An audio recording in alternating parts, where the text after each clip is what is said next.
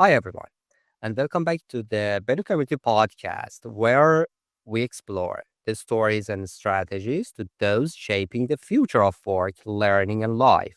I'm your host, Ben, founder of the Futures Hub, and my guest today is someone who embodies what it means to lead with vision and values. Birgit, am I right? Because your the pronunciation, my pronunciation is really awful. I know. Maybe you can help me to pronounce it properly. It's okay. I answer whatever people say. If it's something near Bridget or Birgitte, in Norwegian we say Birgit. So, sorry, it's too It's difficult okay. for me. But previous time also we talked a lot about different way of pronouncing your name. It seems it's not new for you. No, it's not new. So, she is a sustainability consultant, a compliance expert, and futures literacy advocate based in Norway, with over 2 decades of experience in marketing, communication, and transformation. From working in different fields and different industries, helped her to bring the powerful mix of different kind of point of views in whatever she's doing now. In this episode, we are gonna talk about what it really takes to drive meaningful change in organizations, communities, and within ourselves. Let's dive in and see what's happening in the next phase. Again, I'm so happy to have you today. Maybe today I'm trying not to, repeat your name because every time I'm pronouncing your name in a different way. And that's my problem, in fact. I'm not smart enough. So maybe you want to add something to my intro, introduce yourself, or sharing something that I forgot to mention. Well, first of all, thank you for inviting me. Really appreciate it, and I really appreciate the work you do with building a community with, as I see it, futures literate people. It's a very narrow field in terms of the theory, at least. Well, yes, I've been, as you say, I'm a consultant working with sustainability, which is a very wide field, a lot in compliance, helping businesses with documentation and all that kind of things, but also workshops in terms of business development. And that's more of what we're going to talk about today, not specific about workshops, but how we could make positive change with, for instance, futures thinking. So let's start with the first question maybe I can ask. I read you started working on a farm, a strawberry farm, as I remember, when you were around 10. Yeah. What did that early experience teach you? Because it seems it's really important for you. Yeah. Well, I didn't realize that was had any importance at all when I was little, of course. But um, working with sustainability and also futures literacy and my work in general, I've seen how many things I've learned from working on a farm as a child. That was my father. He grew up at a farm, and so my family had farms, and I was one of the nephews who wanted to work at a farm in the summer. Very nice thing. Hmm? For free? No, of course, we earned money, but nobody forced us to either work or anything. So, but there's a lot you learn from farming with harvesting, even if it's vegetables or if it's strawberries or whatever. So I learned a lot from my aunt then. So, yeah, my question is, what did you learn? Well, I learned a lot about the vegetables, how to care about the vegetables, and that the quality of the vegetables influenced the price you got in the store, for instance. So when we picked the strawberries, we had they had to be all red, no white spots. If you have ever picked a strawberry, you could see there might be a white spot, and if it's a white spot, it's not ready yet. So, and then you won't get paid in the store as much as if it's all red, for instance. So I have a little struggle with my partner at home because we have a few strawberry plants at home, and I say, No, you're not allowed to pick them before they're all red." But that's just a small example of. So, and then maybe it's a good idea now share a little bit about yourself and your journey after that experience so far. But now you are officially working in different, I mean, fields, including sustainability, change design, running workshops, and the things like that as a consultant, of course. That was kind of trigger for you for starting this journey, or Yes. The trigger for starting this journey, I ran a company before also. Then it was an advertising company. And in between those two companies now, I was also hired in for a little period in the Norwegian Maritime Authorities. And I got to work on a project that it was about the environment and the environment at sea. And long story short, that influenced me yeah, well, I got a higher interest in both the sustainability work that EU does, no, UN does, and all the problems global regarding climate change. And so that was a tiny start. And then, well, I started my company a few years after, and this work, um, I bumped into a lot of things. And if we go back to the farming part, actually, one of the things I found was, well, I was curious about where did this work in UN start with the sustainability goals? Why? How did they find there was a need of a change? And then that went back to I got back to a woman called Rachel Carson, who wrote some books in the 50s, and she saw actually had a very futurist mind. She saw how the actions done then and now would impact the planet, and how that could be bad for humans and for the planet in general. And that was the early start for the UN's work with sustainability goals and the environment. So, and her work was focused on the harm that pest disease, is that what you call it? The things you had on farms to get things grow faster, how that would harm the soil and the ocean when you make it, and lots of things. That was the start for the UN work. And she also was a very early futures literate, I think. She was using the future to try to impact and make better actions at that present.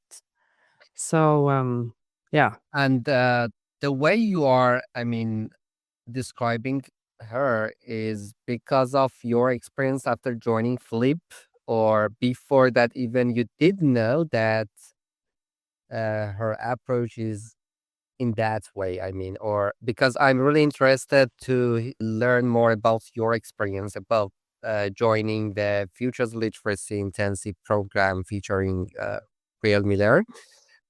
Maybe a few weeks ago, few months ago, you joined it, Groningen, I think.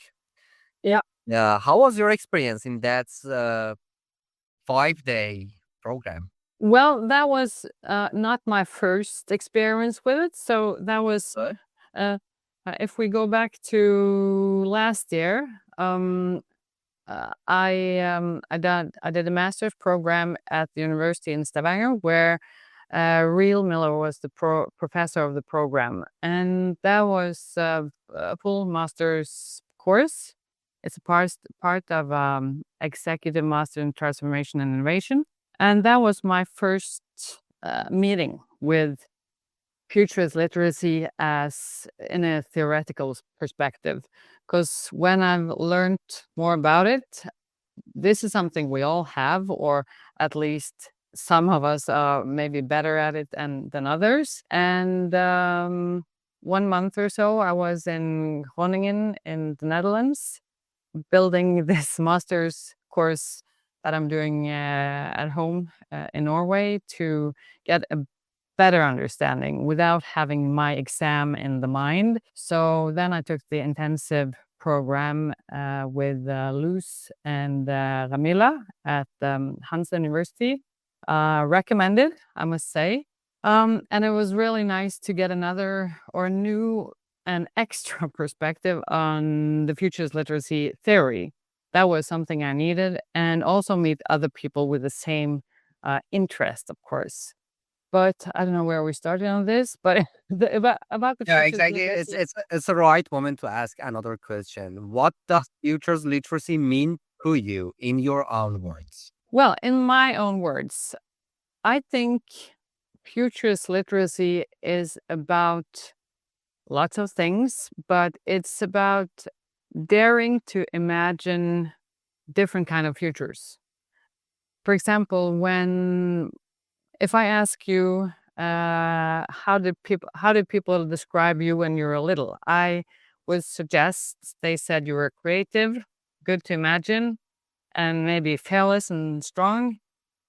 And I think that will be an early glimpse of how you could define a future literate, because me too was considered very creative and very imaginable when I was a little girl.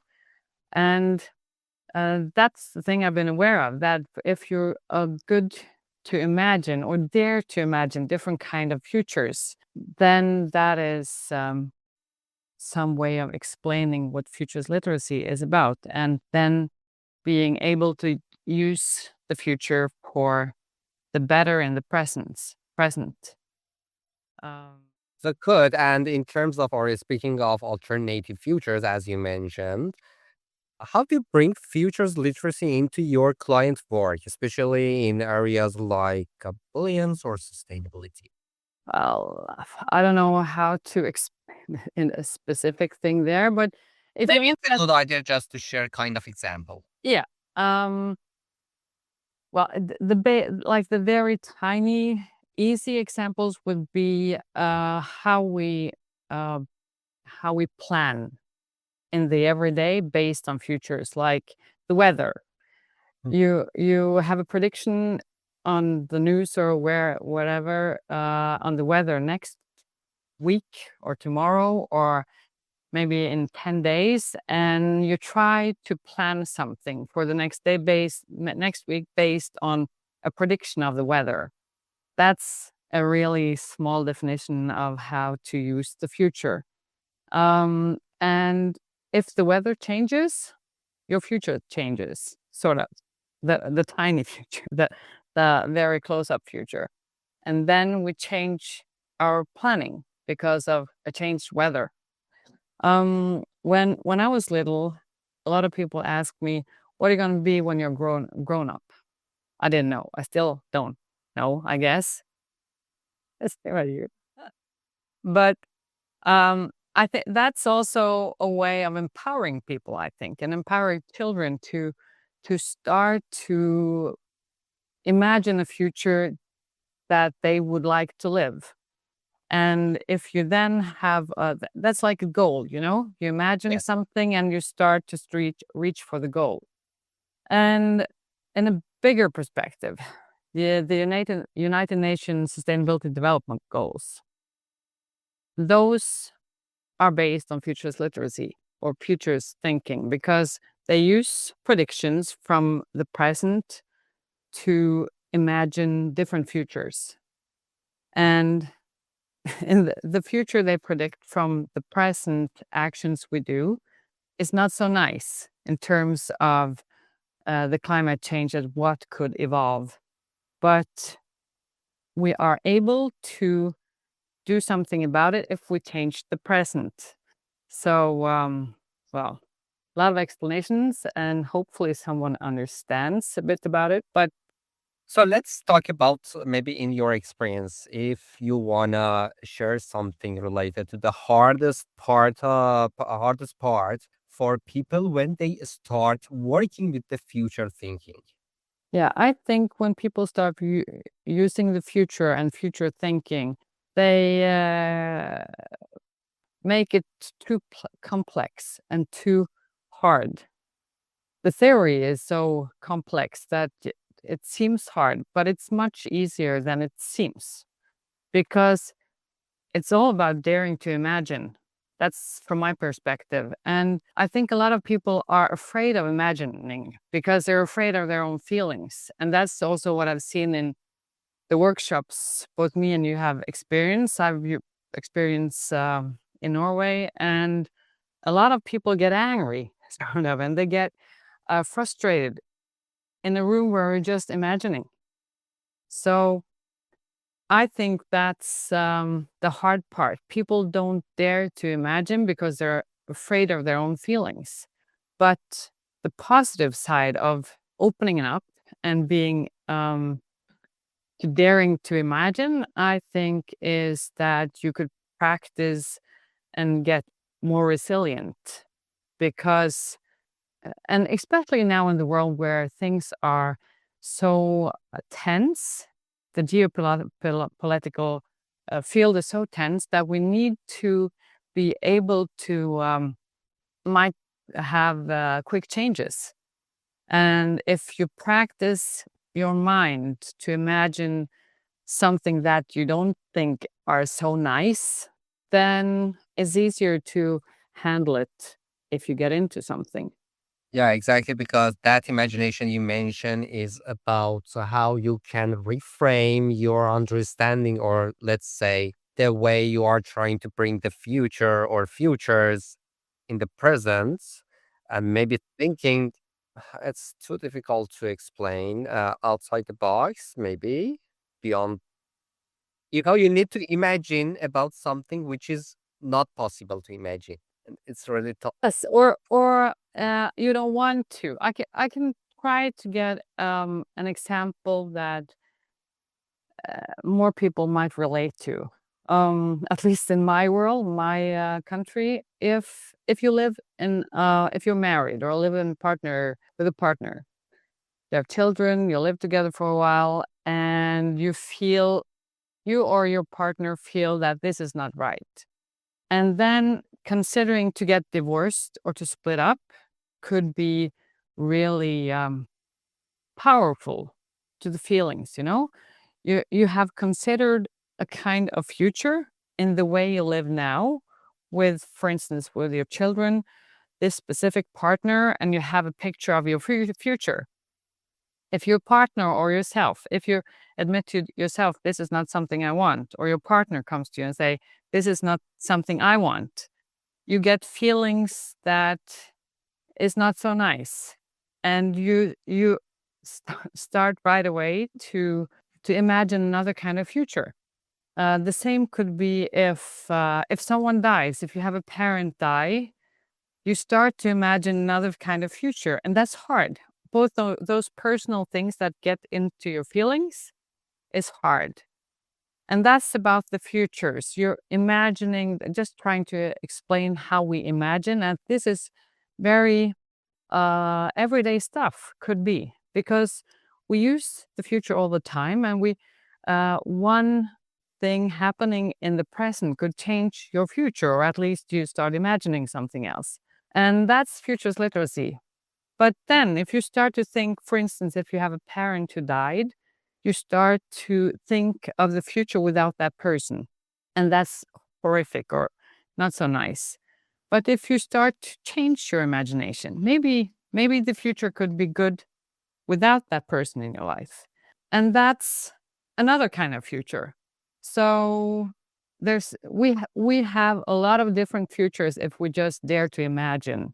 And that's the point, I think, of the futures thinking. We have to dare to imagine different futures, and also in terms of business development. If a business runs really well, and for instance, get a lot of regulations regarding sustainability matters. That will affect the business and maybe the bottom line of the economy. And the people running the business don't like that feeling. And instead of imagining how can we change to make this a good thing for ourselves, they start to feel bad because they won't have it as much money as they had without the sustainability regulations. So we can imagine a lot. Yeah, it's a good point, and exactly I want to ask you, how does futures literacy help organizations deal with uncertainty and complexity in real life and in business setting as well?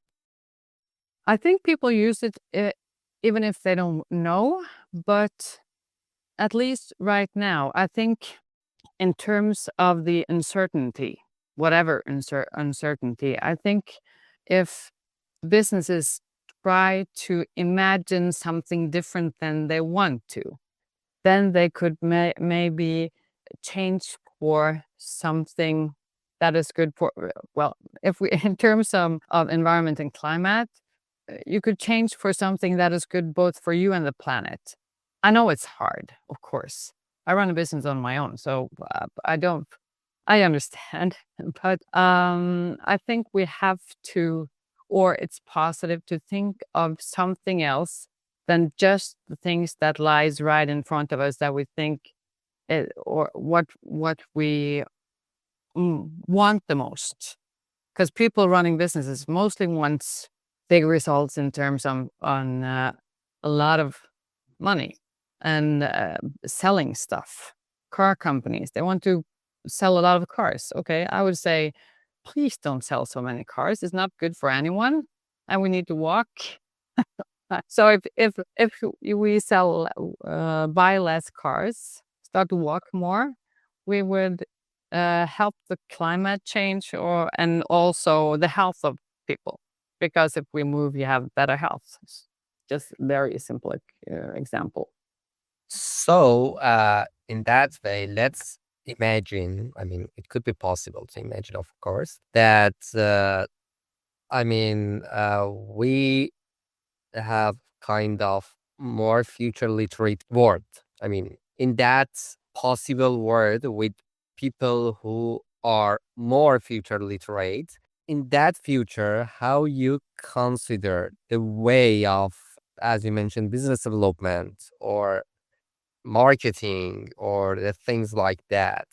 Because it seems you mentioned that it's not important to increasing the sales job sales, but we need to consider something more than just some numbers, if I'm not wrong.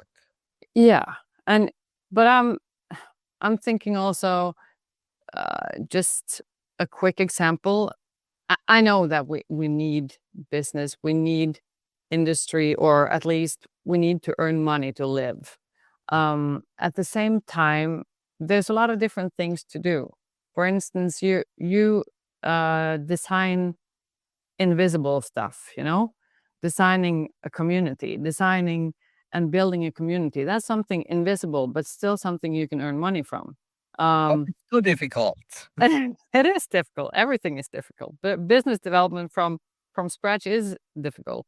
But if you design and develop something that is invisible in the physical way, then you can earn money without harming the nature so much. But of course, I'm not the best person in the world in terms of nature and environmental things. I do travel sometimes with the airplane. I like to buy nice things. I'm not better than anyone, but I've been training for the last 3 years to try to be less, well, do less harm to the environment. And it's hard, really hard. But I walk to the office every day. I never, well, I use my car very little. I have an old car, and my kids are embarrassed when I'm picking them up in my old tiny car, and I'm fine. Just tell people you're embarrassed. I don't care. I have a question. Maybe it helps us to understand more the way you are thinking, because for me it seems there is a difference between planning for the future and becoming future literate in your way of thinking. Am I right? Um, yeah, yes. Well, yes and no. Um, we never know what the future brings, that's for sure. That's right. But at the same time, there's a lot of science that could make some predictions for the future and call it futures literate or whatever, but then you use the science to imagine something, imagine a future based on some science. Well, you could call it prediction, but I think that using the future means daring to imagine, and we all have it in us, but also being aware that things might not be as you imagine them, of course, because we don't know what happens in the future, but we can try to well see what we want right now to change the future. I was thinking of a lot of people say, for instance, if they have a job, they want to change their job, but they cannot change their job because they have a salary that covers all the expenses they have in the lifestyle they have. So they can't change their job. Okay. But if you imagine changing the lifestyle, imagine how it would be to change the lifestyle. Imagine living in a different way. Maybe that could help you change your job. Is that futures literacy? Is that future thinking? I think so. But if we, mm, I choose today not to talk about futures literacy workshops or labs as we talked about you and me before, because it's so theoretical, and I think it makes it harder to understand what futures literacy is about. Yeah, who knows? Maybe Surote, you organize one online futures literacy lab together for, I mean, the people who are living in your country and, of course, in the Netherlands. But maybe it's a good idea, as you mentioned. We are thinking about future. We have no idea what future holds for us. At the same time, there is no future, and there are lots of scenarios towards future. At the same time, when we are talking about change, we have no idea how we can specifically prepare ourselves for the change and for transformation, but at the same time we need to do something, and that's why make practically, as you mentioned, we need to prepare ourselves by kind of future ready skills or mindsets or whatever like that. What's one small thing teams or leaders can do today to become more futures ready? Do a futures literacy workshop Like, sooner or later. when do you want to run the next? Yeah. We'll talk about that later. But to be more futures ready, I would say dare to imagine the kind of future that, for instance, the UN predicts, and see how will your business cope with changes in the environment and with the climate change. And then, from my experience, people say, that won't happen in our lifetime, or we can't fix it anyway. Well, from my point of view, I think we could fix some of it. At least we should try. And that's the thing with the job thing that I mentioned. If we imagine something different, then maybe we can train ourselves to be ready to make a change. And in a business also, if you see that, for instance, there's a lot of regulations in the sustainability, like the CSRD, which is the EU regulations, and there's all countries have some regulations regarding the sustainability directive, and that probably has affected a lot of businesses in an economic way. And instead of saying this is not something we want, okay, try to imagine how things could be good? What do you have to do? What changes is needed to make it better?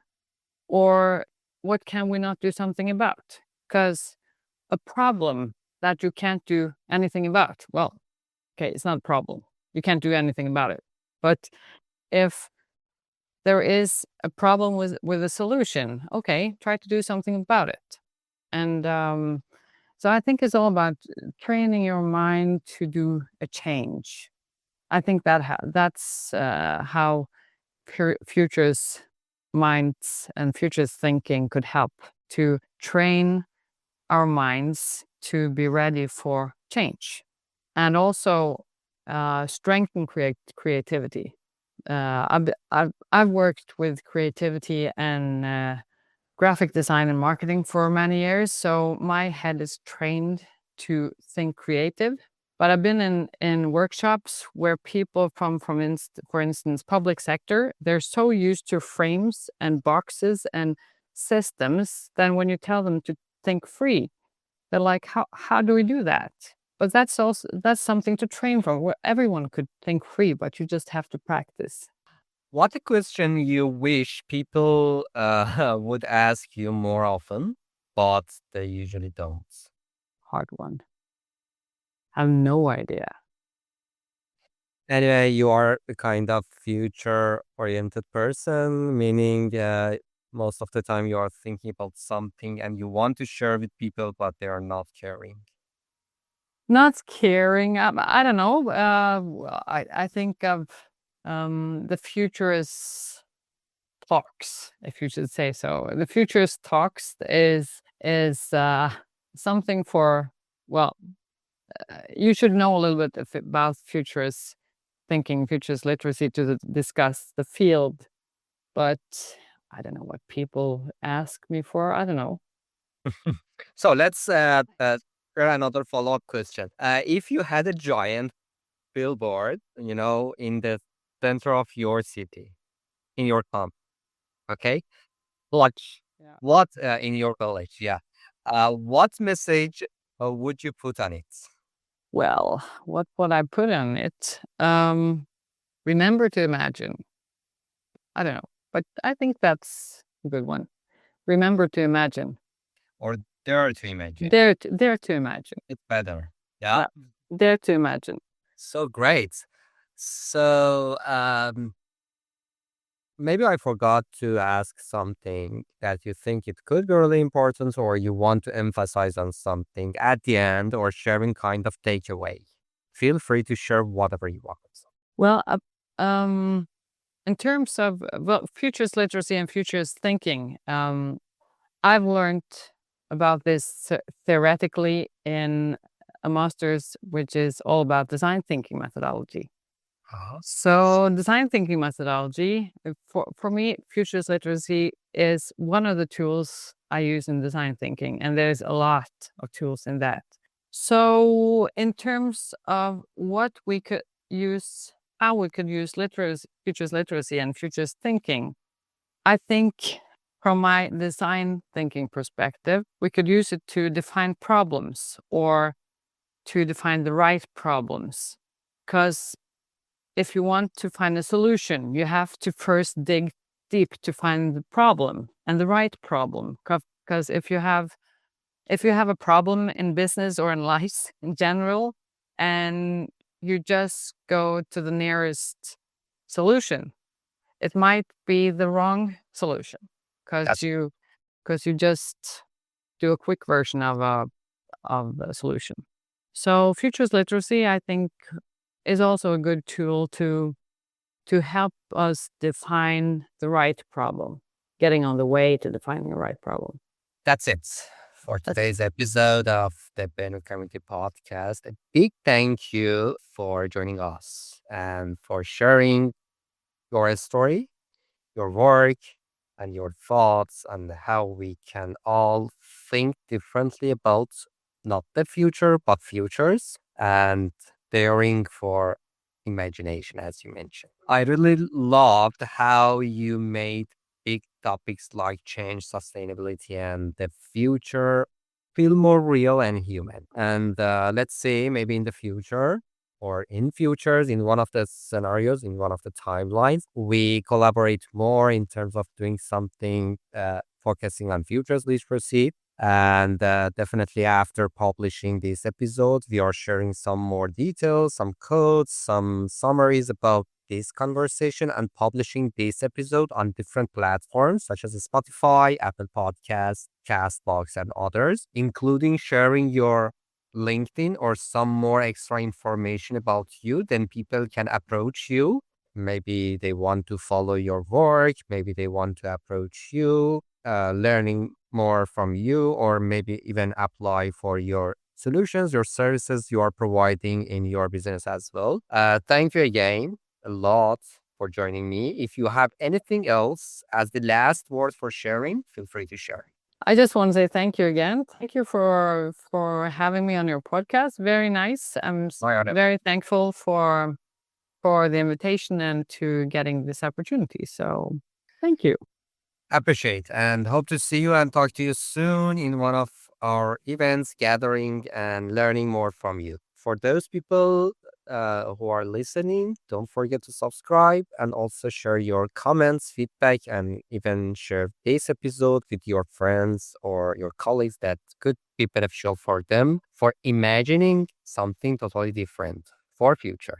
Thank you. Bye.